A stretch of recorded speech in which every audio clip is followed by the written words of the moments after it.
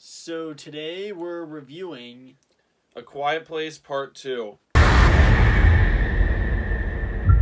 Yeah, so A Quiet Place Part 2, starring Emily Blunt and John Krasinski. Directed by him as well. Directed by him, yeah. And we just saw this movie. It was supposed to come out a while ago, but obviously, because of you know what, it hasn't come out. But now we finally got to a theater to see it. And what are your initial thoughts of Quiet Place? This was a great film in my opinion. And honestly, Get your butt out of here. Get out. in my honest opinion, I think I actually enjoyed this film more than the first one in different ways that I'll explain more in the spoiler review and I guess spoiler discussion. But this was definitely a great horror film.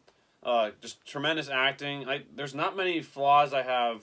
You know it's a good film when the only flaws you have are like storyline decisions, because at that point you're just judging it based on like where they went with certain things. I have no complaints about special effects, music, acting, just things like that. But it's a great film, and I enjoy my time at the movie theater, and it definitely made me jump a few times.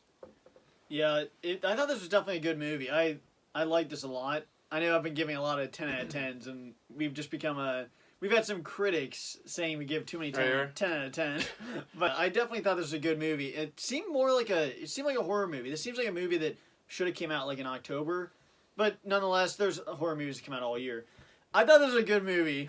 I can't say whether I like it better than the first, because there's things I like better about the first, but then there's also a lot of things I like better about this one. But I thought it was really good, and I had a great time. But why don't we get into specific positives?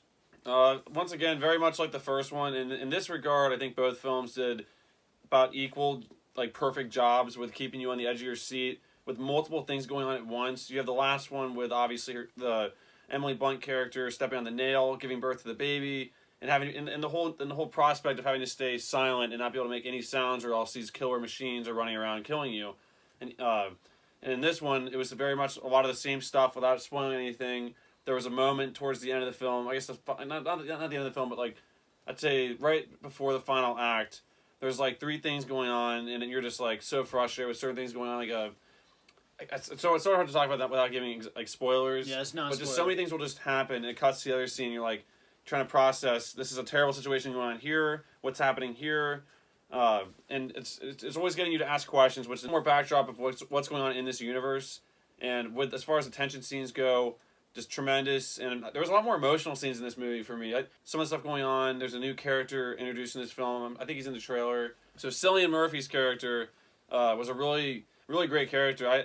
When I first saw him, I didn't realize he was. That's a spoiler again. I'll be talking a lot more in detail in the spoiler discussion. But this character did a great job, and he had some emotional stuff with his backstory and like where he goes, and the relationship between him and Millicent Simmons, Reagan, in the movie. Her and that character had a great storyline, and I really bought their relationship. There were some scary scenes, I guess tension-like scenes, and just great effects. The music really did add to the emotion in certain scenes taking place.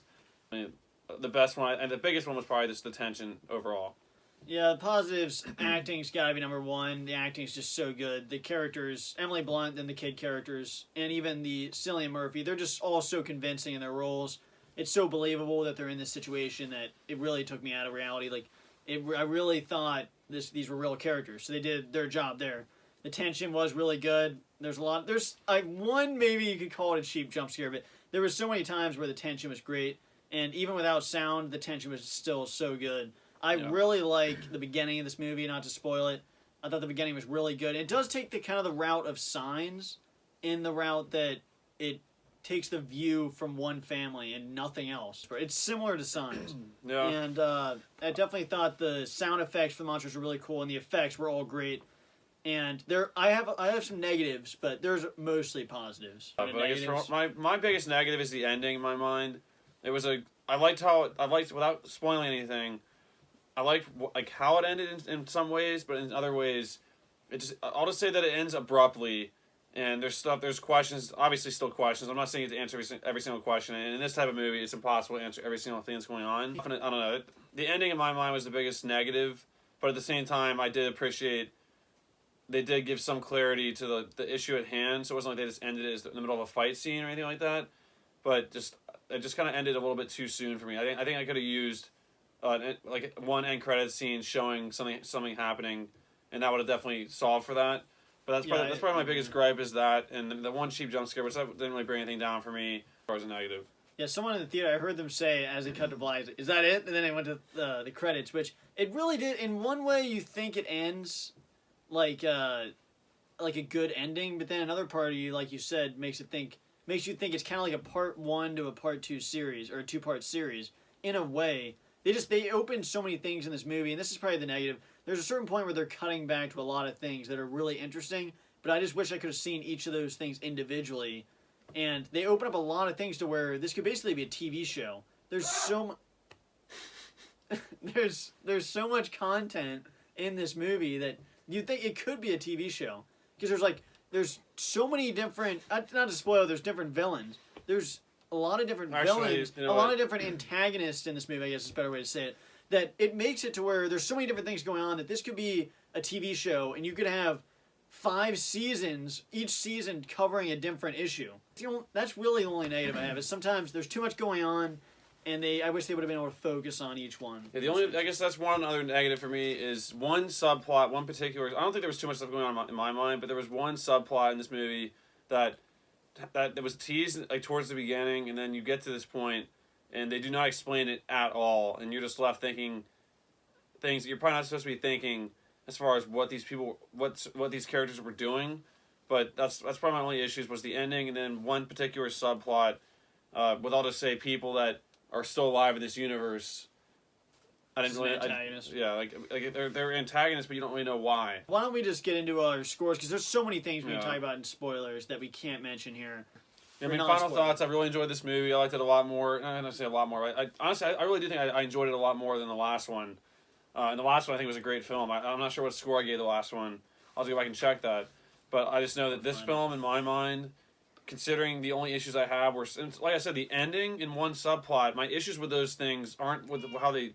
It wasn't anything about the movie itself. It was just the storylines. Because I'm that invested in the world, I wanted more of an answer for what's going on. And then in my mind, that's honestly a major positive and plus to the movie. So I think the score I would give A Quiet Place Part 2. At this very moment, I'd have to give this film a 9 out of 10. Hold on, let me see what score I give this one. So I give it a better score. So I gave A Quiet Place, the first one, 8 out of 10, and this film I think is a whole point better, and I give it a 9 out of 10. Yeah, so my score, really, wasn't even thinking about this review. I forgot what I gave the first one before I was thinking about my review. I can't talk. But I think I'd give this movie a 9 out of 10, because I think it was a solid movie. And thinking about it, I really do. Obviously, we came out fresh from this movie, and I do think this movie I think it's better. Thinking about it right now, I think there's more interesting subplots. I just think they're very similar, but when I was thinking about this movie, I think it definitely deserves a solid 9 out of 10. I'm not going to give it a 10 out of 10. So many great things about it. I just think there was too much stuff included in this movie. All of it was interesting, but I just wish they would have picked apart just a couple of those to focus on more, and just focused on one and then maybe leave another one for another movie. Even though some people don't like that, I would have rather them left one thing out, saved it for another movie, and just focused on one thing. But yeah, a solid 9 out of 10. I thought this movie was great, and I definitely recommend it. Yeah, final thing I wanted to say too was that girl character, the daughter character, who's deaf. As I just rewatched in our first review, I liked her character to a certain extent, but she was very annoying in my mind. I did not enjoy her character as much as you were supposed to in the first one. But this one was a complete just flip-flop in my mind, and I really, really enjoyed her character and was completely invested in her. I think out of the entire film, she did the best job, I think.